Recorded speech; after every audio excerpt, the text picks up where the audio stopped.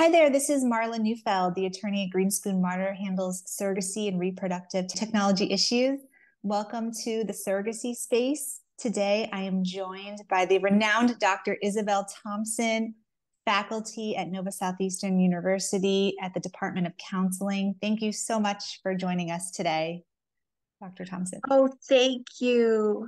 Thank you. I Yeah. really am grateful to be here. Thank you for inviting me. I could share a little bit more about myself. I graduated from the University of Florida with my Ph.D. in counselor education and supervision. And I have a master's in counselor education, as well as a graduate certificate in marriage and family therapy from the University of Central Florida. I currently serve as an associate professor with Nova Southeastern University, and I teach and supervise clinical mental health counseling graduate students. I'm also a licensed mental health counselor and qualified supervisor with the state of Florida.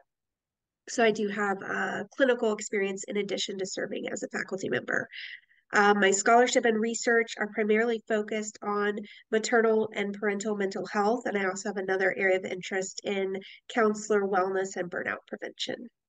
Awesome. Well, highly qualified. And besides the fact that you and I are friends and our kids are friends, once I learned about your area, one area of your focus, I just thought everything you do is so important. But this one particular part really will help a lot of my clients because, as you know, I represent parents and surrogates going through third party reproduction.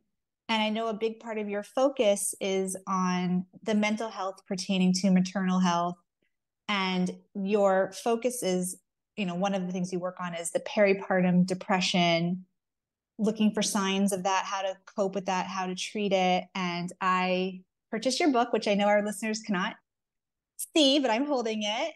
And Dr. Thompson co-authored, well, there were three authors, a book called Counseling for Peripartum Depression, a strengths-based approach to conceptualization and treatment.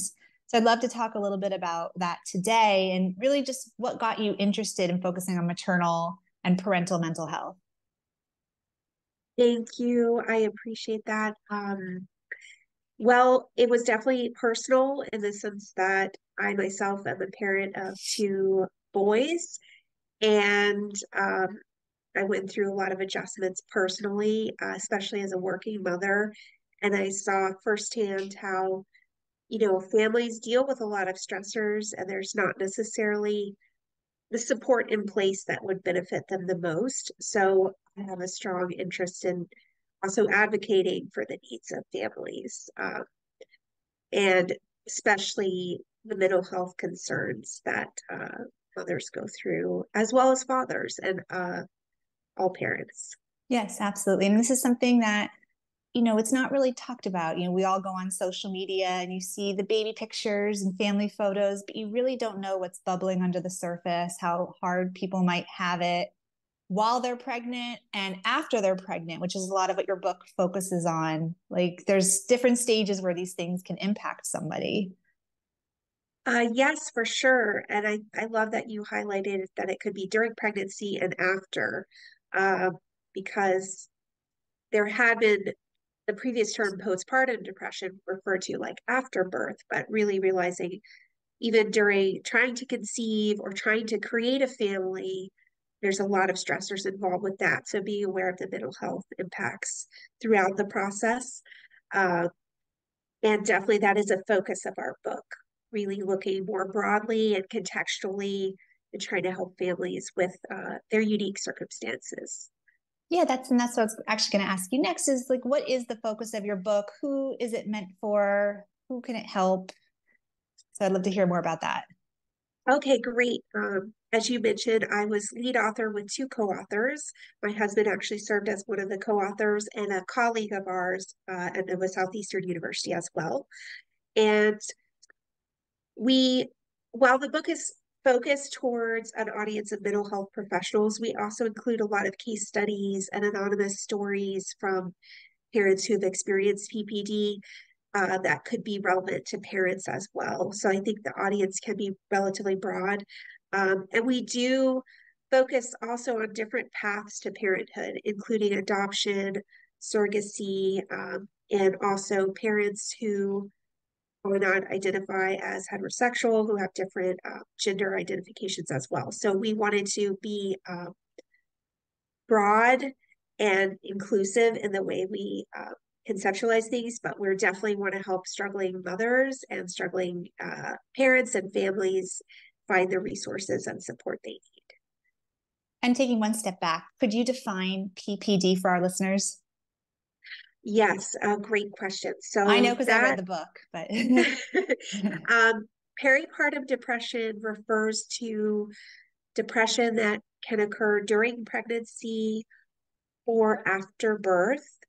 And it's similar to other forms of depression in that it involves loss of interest in something that you used to enjoy, depressed mood, can be a lack of joy. It can impact sleep, appetite, either sleeping too much or too little, eating too much or too little.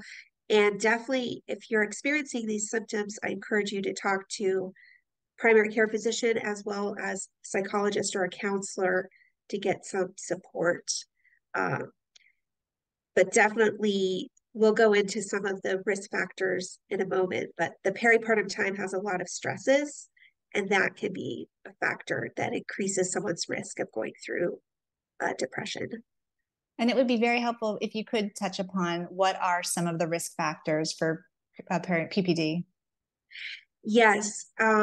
So some, let's see, there's a lot of different ones. And when we think about risk factors, you also want to think about the flip side of that is protective factors. So a lot of these risk factors are often intertwined as well. So one risk factor is a lack of partner support. On the flip side, strong partner support is a protective factor. Lack of social support, which in the United States, we don't have guaranteed paid parental leave. Some people have that through their employers, but many people don't. And that's also a risk factor that increases the stress that expectant and new parents go through. It's also important to understand pregnancy intention. Unintended pregnancy is associated with the risk of developing PPD. Pregnancy complications and traumatic birth experiences are also risk factors. And I do want to make it clear that a parent does not need to experience pregnancy or birth to be at risk of PPD. PPD can also be found in non-birthing parents, adoptive parents. There's also paternal postpartum depression, because some of the risk factors are more related to the stressors of becoming a parent and less about the biology pregnancy. Right. So there are some hormonal and biological factors for birthing parents and mothers. If a pregnant woman has a history of premenstrual syndrome or premenstrual dysphoric disorder, she's at higher risk. But in terms of the broader risk factors that could apply to any parent, there are major changes like bereavement, loss of a loved one, loss of a job, experience of intimate partner violence or any other type of violence. And I'm trying to see if there's any others that I listed here. Those are some of the main ones. So you do want to try to get a lot of support during pregnancy or when you're trying to create your family, because it is a stressful time, whatever route you're going. And I really like that you touch upon not just the birth mother or the person delivering, which obviously is a huge, huge thing to consider, but there's so many people involved in having children that can be impacted by this. So we should not ignore the additional players in, anyone's journey to parenthood. Exactly, for sure, because everyone is going through a major adjustment, especially if this is a first child. But even if this is an additional child in a family, you're accommodating that new child and there's adjustments. So it's a major change for everyone involved. Because I remember reading in your book that just because I have twins, there's stress in just having multiples, and there's all these things that go along with the stress of that and giving attention to one child over the other. So the risk factors can be endless. Yes, for sure. And I'm glad you brought up twins. So I don't personally have twins, but definitely in the research, there is evidence that twin parents are going to need some extra support. So they can provide that undivided attention whenever possible to their babies. Yes, I know, just having gone through it, we were tired all the time. And I know you said, these can be things that can add to the stress, and stress can lead to depression and just going from there. Yes, exactly. So, what are ways to improve maternal wellness and the wellness of the other parents and those involved? Well, when I think about it, some of them are things that mothers can do for themselves, but and parents can do for themselves, but sometimes we need other support as well. One of the key things is awareness, increasing awareness of the threats to maternal health and wellness. So this podcast hopefully can help people learn about, what are the risk factors. You do want to be aware if you're a new parent or you are the partner of a new parent, be aware of mood changes, changes in behavior, and take action if you notice them. Um, Support from family and friends can be a great resource, but also the new parents advocating for what type of support do they need, and establishing healthy boundaries around what's going to be helpful and not helpful. Um, for parents who have given birth, birthing mother or parent, be aware that they've undergone a major biological and hormonal change and they need time to physically recover, especially if there was a surgical birth. So, taking on household tasks, other members of the household, if possible, taking those off the plate of the primary caregiver or birthing parent is very helpful. And also, if you do notice signs that the person's mood has changed, that they don't seem to be their usual self, considering the possibility of counseling or psychological services for them, because early intervention can be very helpful to address things quickly.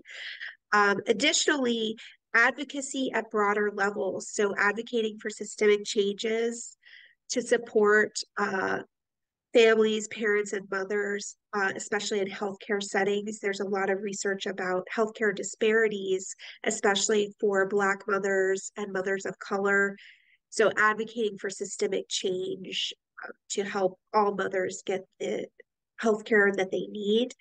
Um, and then another piece is also advocating for changes to the parental leave system so that there's more equity and accessibility to paid leave Absolutely. for Whatever can help many reduce parents. stress, because these things certainly can create it.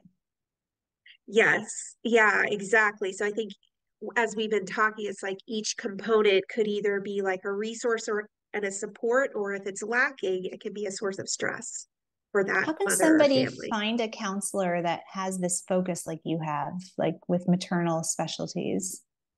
That's a great question. So there's a really good organization that has a website, Postpartum Support International is a great Awesome. resource that also has lists of providers that do have certification in perinatal mental health. So that's one resource that comes to mind right away. You can also, if you do have insurance that covers counseling and psychological services, you can contact them to see what providers they could recommend. So those are two options that Okay. come to mind. And Yeah. if somebody wanted to buy your book as a resource, how can they do that? Well, there's two ways that are pretty easy. Routledge.com, that's the publisher, and you can search for the title. It's also available on Amazon. So those are two ways to access the book. Great. We'll be happy to provide the link to our listeners so they can look that up as an additional resource. Because I felt like reading the book, it wasn't overly technical like you would think it was, like most more like research based writings are. I felt like it was very readable. Like you said, it's meant for counselors, but it can absolutely be read by just individuals that know nothing about counseling. That's great to hear. We wanted to make the book accessible to a lot of readers as well as students, because I teach students and parents who want to learn about resources and also learn about their own journey, what they have gone through, because it's such a major change and it impacts Yeah, all areas of life. absolutely. So, yeah, we talk quite a bit about maternal identity, the interface between working and parenting, as well as the experience of pregnancy and social and cultural factors. So there's a lot of different things that the book goes into that can help with self-understanding too. And as you mentioned earlier in the show, like I really appreciated the chapters and the sections on not just infertility, surrogacy, non-biological mothers, a section on LGBTQ and continued. So it's just so broad because those areas can oftentimes be overlooked because we're not the ones carrying or someone else is carrying. And a lot of people don't talk about infertility. And it's just like the pre-pregnancy phase can just be hugely stressful and create, a lot of mental health issues. Yeah, definitely. And I'm glad you highlighted that because often in popular culture, pregnancy is presented in very like heteronormative, like traditional terms of like there's a pregnant woman and there's the husband It's type of thing, or right. wife and also married, all of these sorts of norms. And in our book, we really wanted to explore all the different and unique ways that individuals and couples can pursue parenthood. Um, because there's a lot of paths and routes to parenthood, and all of them involve a big change from not being a parent to being a parent. So, whether your journey included pregnancy that you personally experienced, or you had a surrogate, or you adopted, or you became a step parent through marriage, all of those are different ways that change our lives. And we hope that through realizing if you are experiencing emotional distress, that you can address it right away and really get back to enjoying, your life with your family. So Right. that's also the purpose of this book, is to help people to begin to, if they are struggling, to find some relief and enjoy their Absolutely. families. And I'd like to say that maybe the spouse partner can help with the house chores forever, not just at the beginning. That would be great. I think that's an excellent point. Yes, because Yeah. definitely it's a big transition in the immediate postpartum or in the immediate post arrival of a baby, or in your case, multiple, you had twins. But it's an ongoing, Right. parenthood is definitely an ongoing responsibility that it Yeah, and probably changes. something to check in on all stages because you never know when stress can impact you to create, mental health issues. I love that you brought that up. Yeah, that continuing self-awareness and getting support when you need it. Maybe your child is already 6, or you have multiple Right. children, and maybe you never went through an issue with depression in earlier pregnancies, but it can happen in a later one unexpectedly. So just being aware that each time is a little different and your body Right. will respond differently. And if you're pregnant, but also if you're pursuing adoption, each child that you welcome into your household changes the dynamics as well. Right. Yeah, absolutely. And, as I mentioned, I had twins. My boys were in the NICU for a couple weeks, and I was looking at your bio that you provide services to parents and children in NICUs. I just love to hear a little bit more about what you do with that. Sure, I've been fortunate to get linked with a grant-funded program that is with the partner hospital of NSU, which is HCA Florida University Hospital. And that program provides different psychoeducational presentations. So I was invited to share, especially about grief associated with losing your expected parenting journey. So many parents, you don't expect that your infant will be admitted to the NICU for many people. Sometimes it is expected, but often people have uh, the vision of a healthy pregnancy, a healthy baby. And then Right. when something interrupts that, there can be a grief, especially if your baby or babies is in the NICU for an extended period or undergoing, treatment for a difficult condition. Of course, grief is also associated with the loss of an infant, and unfortunately, that can happen as well. So we discuss both that type of grief, but also the symbolic grief of losing the dream that you had of how this would be, that be able to bring that baby home right away, and there wouldn't be any need for 24/7 medical care. So we talk quite a bit about that. And parents also, in those discussions, they talk about the need for healthy boundaries with relatives who are really wanting updates. How's the baby Right. doing? And kind of finding ways to navigate those well-meaning demands for communication while also taking care of oneself. So we talk about that and identifying That's safe great. people to disclose to. That's so helpful. So, is this services that you provide directly to the parents and caregivers or to the staff of the NICUs? In this case, it's directly to the parents and caregivers. Okay. But some staff are also present, like the staff who developed this grant proposal are there Okay. as well. Yeah. That's wonderful. I mean, such an invaluable service because, like you said, many parents aren't even expecting to be there. And so it's like Yeah. out of nowhere, like even for our own surrogate, I was just at work and I got a call from my surrogate going, the babies are coming today. And I was like, oh my gosh, like no expectation that they'd be early, that they'd be in the NICU. So it kind of can just come out of nowhere. Yes, definitely. And that compounds the family's stress with the adjustment as well, because then you're dealing with the medical setting and the uncertainty of how things are going to go. So definitely getting as much support as you can.